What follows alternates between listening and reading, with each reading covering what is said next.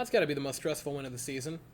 But hey, look on the bright side. They won the series, and you get tomorrow and Friday off. What are you talking about? They play Friday night in Los Angeles.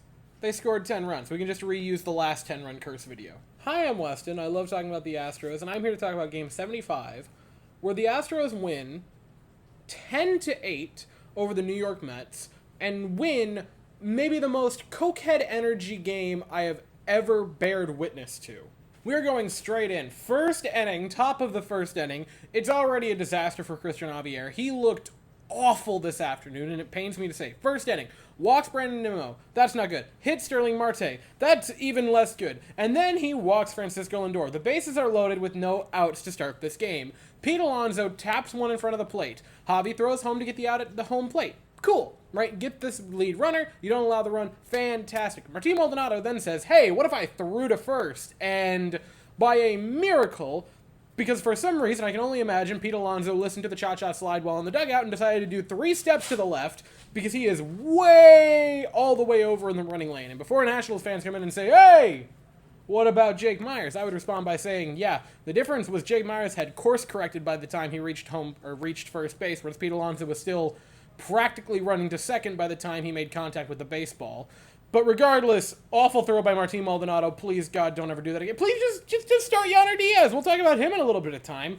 But instead of somehow just already having the game blown wide the hell open on the 4th batter of the game before recording an out, by a miracle, the Astros get the weirdest double play I've ever watched. But again, Javier's disaster game walks the 3rd batter of the inning, matching his season high for walks in a game before getting out of the 1st inning, Christian Javier today, and then Jeff McNeil pops out. That's enough for a video. That's enough for a video right there, and it was 1/2 of an inning. So bottom half of the 1st inning, Altuve flies out, which isn't great, but Mauricio Dubon doubles, and then Kyle Tucker with catcher's interference, and the Astros, hey, they've got a rally going of their own. 2 men on with only 1 out. Wild pitch, they move to 2nd and 3rd, and then another wild pitch, a run comes home. The Astros take a 1-0 lead before having an RBI base hit, which is pretty funny in this game, and that just matches the energy of it personified, actually. Alex Bregman would then single to make it a 2-1 Astros lead before Yainer Diaz grounds into a double play, but hey, the Astros leave a horrifying 1st inning that could have very easily been 4-0 or more Mets somehow leading by 2.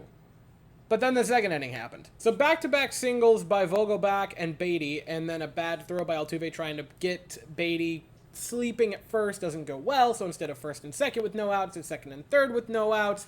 And then, hey, you do get a pop out of Omar Navarra, so that's positive, but then Brandon Nimmo walks again, his 2nd walk of the game. It's the 2nd inning, the 4th walk of the game for Christian Javier, which is not a sentence I thought I'd say this year. And then Sterling Marte with an RBI double, 2 of them to be exact, to make it a 2-2 game. And then a sac fly by Francisco Lindor would give the Mets their 1st lead of the day. And in the 3rd, they build more on it. Tommy Pham draws a walk, steals a base, and then a Vogelbach double brings them all the way around to home.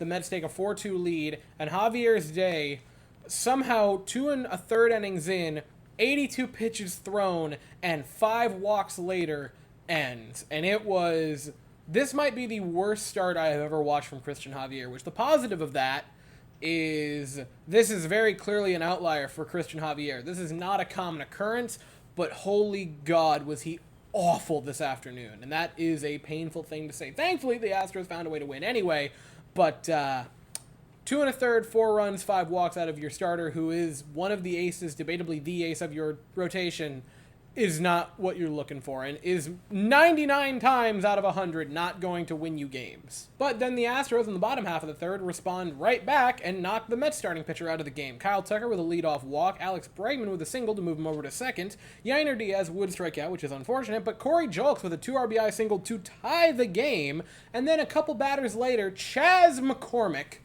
homers, his 7th of the year, to put the Astros up 6-4 in the 3rd inning.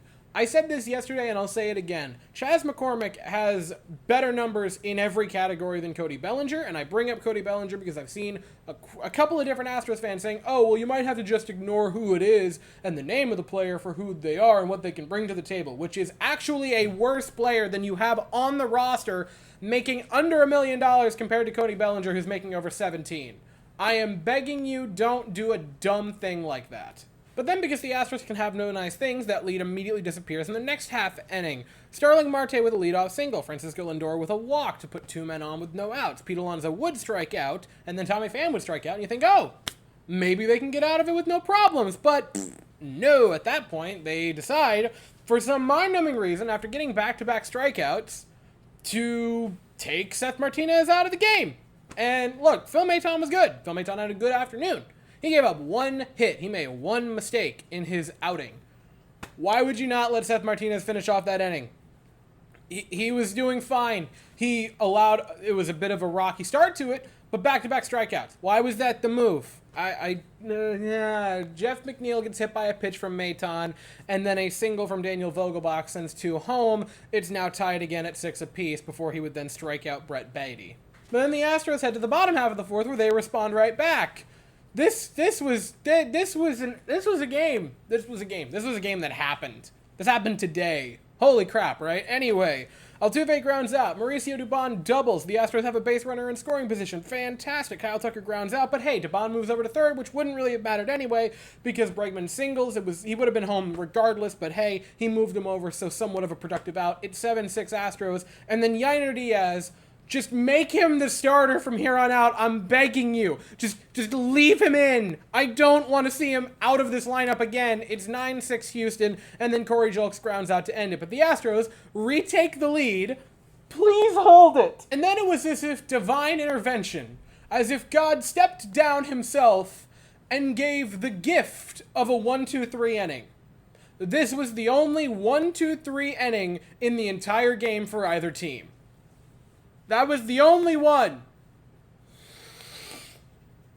So, good for Phil Maton. He was the only one that got it. So you get to the 6th inning, and Rafael Montero comes in. And it's just... okay. They said it on the broadcast, that it was a potential get-right inning for Rafael Montero, right? He had a 3-run lead. It was still relatively early on. The offense was unbelievable today. And he enters, and he gives up a double to Lindor, and then a homer to Pete Alonso. And guys, he's a non-option at this point. He is a non-option. And I hate saying it because you're paying Rafael Montero an awful lot of money. And I like Montero. He was integral to what the Astros did last year. He was such a big part of that, both regular season and postseason. He's a non-option this year. He can't enter a game without giving up runs, and more than that, home runs. It's another game. It was another opportunity for an Astros pitcher reliever to straighten it out, and they just couldn't. His ERA is over 7. It's not, right? The first little stretch, it was, it's the first month. And then, it's May. Guys, you're almost to July. You're almost to the All-Star break. You're almost halfway through the season.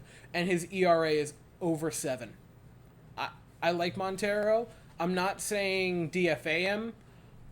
But you are doing yourself as an organization a disservice if you are not at least considering a rehab stint. Just send him to AAA, let him embarrass a couple guys down there for a week, and then bring him back up. I think you are out of your mind if that isn't at least a conversation being had in the front office. And then to continue with the weird energy that this game exuded, Corey Julks draws a walk in the 7th inning. Jeremy Pena then singles, weird throwing error, runners at 2nd and 3rd. Chas McCormick strikes out, unfortunate, and Martin Maldonado lays a bunt. It wasn't a good bunt, and it probably should have resulted in an out at home plate, but for some reason, Adam Ottavino decided, what if I flip this into the roof? And it just really didn't work, but the Astros get another run and now have a 10-8 lead. That would be the final run, mercifully the final run in this game. You just cruise the rest of the way. Neris has a adequate inning, and then you had in the 9th inning Ryan Presley enter, which, yes, I was terrified. Thank you for asking. But he got out of it. He picked up a pair of strikeouts, and it was over. It was over. Good God. So on account that they allowed 8 runs as a staff, the bullpen was a total disaster. Javier was very bad. Seth Martinez wasn't good. Maton was great. He gets it. Maton was great. Montero was also a disaster area. Neris was fantastic as well. And Abreu was good. Presley didn't blow it, which I thought he was going to for a second. So offensively, you can't score 10 runs without most players having a fantastic outing. Mauricio Dubon, in his first game at first base, using a different player's glove, which, side note, having your second base slash outfielder playing first base while using your backup catcher, who should be your starting catcher's first base glove that he uses occasionally, is the weirdest thing ever, but it worked because he had 5 hard hit balls and looked pretty solid defensively over at first base. So good for Mauricio Dubon.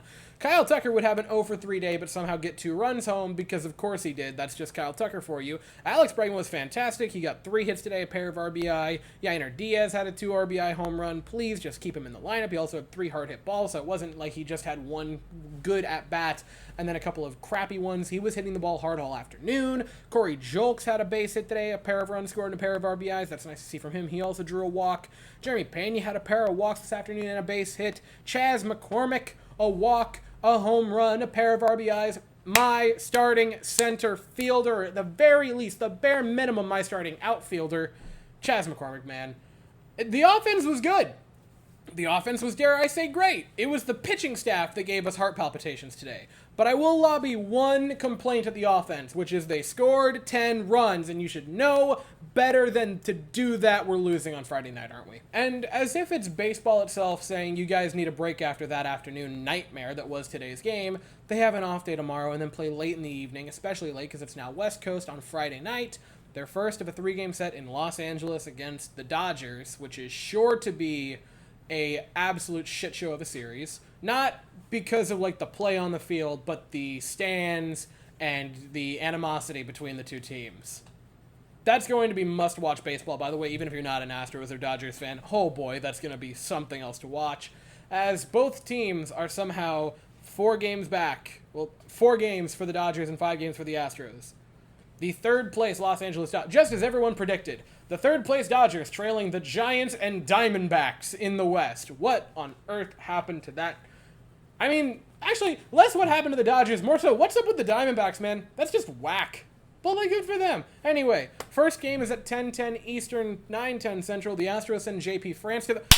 It is JP France. It is JP France. I said it right. I thought I messed it up. I didn't. I did it right. JP France to the mound. The Dodgers have not named their starter yet, but I will be here afterwards to talk about it. As for right now, that is all I have to say. So if you enjoyed this video, please consider to like and subscribe. Thank you all so very much for watching. I hope you all have an absolutely fantastic day, and as always, go Astros.